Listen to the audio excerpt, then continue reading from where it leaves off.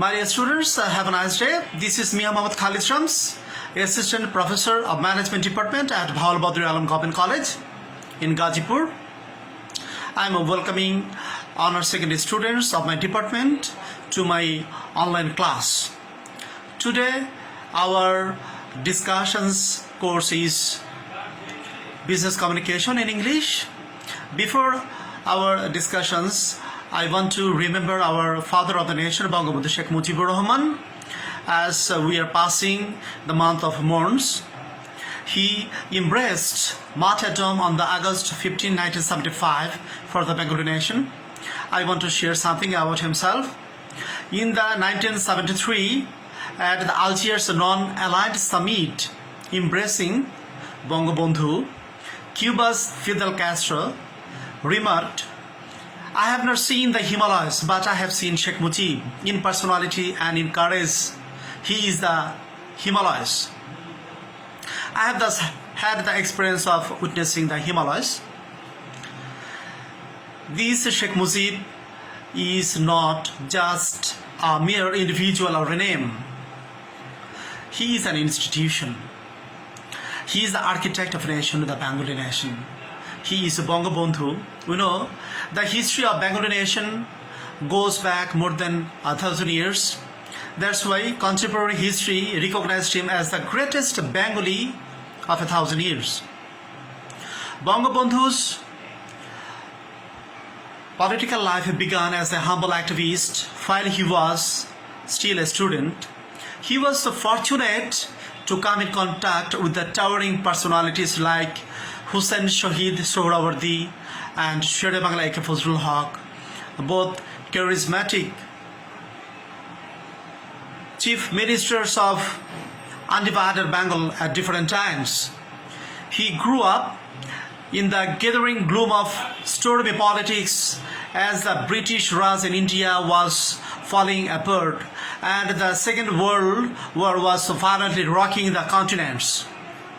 He witnessed the ravages of war and the stark realities of the Great Famine of 1943, in which about 5 million people lost their lives. The tragic fate of the people under the colonial rule turned young Bangabandhu into a rebel. Our Bangabandhu Sheikh Mujibur Rahman dedicated his life, sacrificed his whole life for the well-being of the compatriot. And eventually, he embraced martyrdom on the August 15, 1975 for the Bengali nation. Bangabandhu was such a man who has become greater than his creation. It is not possible to hold himself within the confines of picture frame when his greatness is so unfathomable. The greatest treasure of the Bengali nation is his heritage and legacy. His memory is our passage to the days that will be in future. My dear students, now I am welcoming all of you to make concentration about our regular class. Our topic to be discussed today is that what are the 7 C's of communication?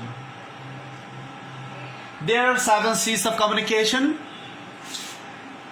completeness, conciseness, consideration, clarity, concreteness, courtesy, and correctness.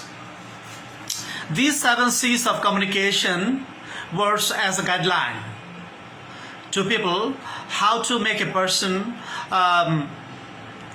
efficiently communicate. First point is completeness. We know in case of communication there are basically 2 parties, sender and receiver.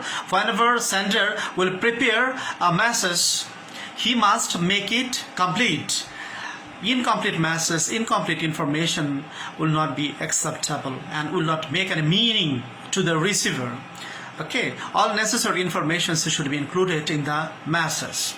Second point is conciseness. At the time of preparing message, it should be as short as possible, but necessary information must be included there.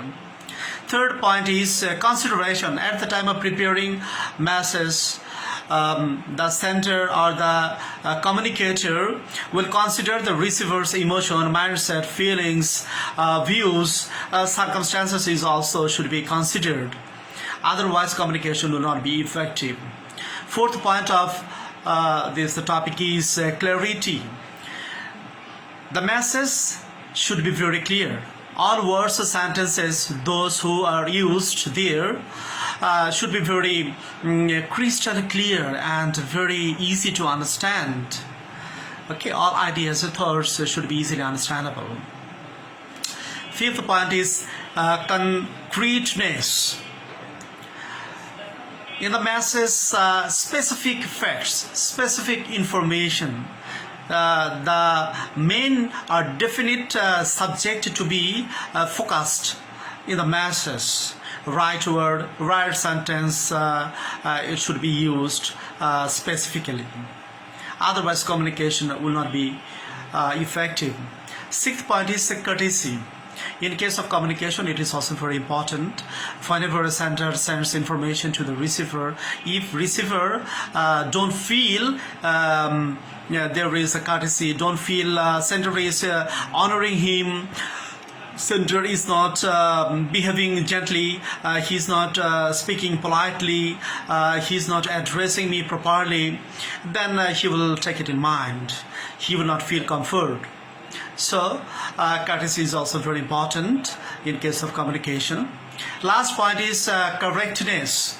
In case of communication, true fact, thoughts, ideas, information should be provided.